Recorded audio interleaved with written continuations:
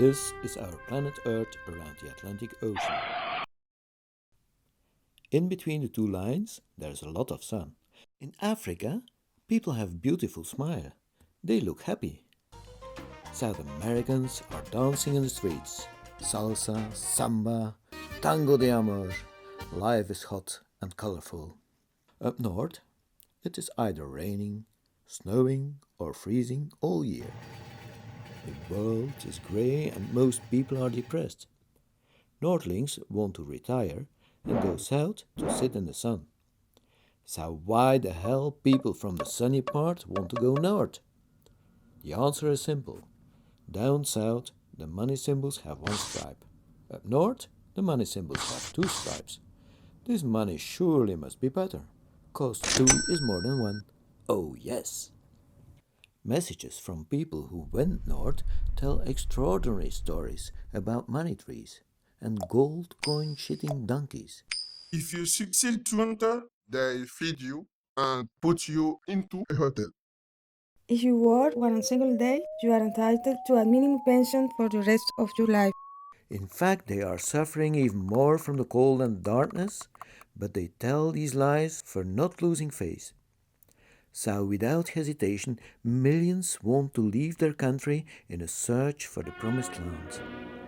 Of course, you can try to climb the US fence or to row over the Mediterranean Sea, but your chances to reach your goal are extremely low. You may try it officially, but the immigration laws are only there to refuse entrance in a diplomatic way. You may ask to enter as a student, but your diploma only entitles you to non-university studies, for which you cannot get a visa. You may ask to enter as a tourist, but if you haven't traveled around the world, there's no proof that you intend to go back. And if you did travel around the world, they ask you a certificate of good behavior of all countries in which you traveled during the last 5 years. No way you can get this. By marriage, for business. In fact, there is no way of people getting officially in without help from inside. To get help from inside, ask someone to speak of your assets, and you may get invited by a powerful friend who helps you through the administration. Whenever you do get in, immediately seduce your friend and ask him to accompany you to town hall to state your address at his place and ask permission to stay in the country. There it gets tricky. They ask you to give them copies of 57 different types of documents, and when you finally succeed in producing more documents than any white person ever saw, they'll call you a person without papers and give you a number. Your file starts its way through the administration and you start waiting.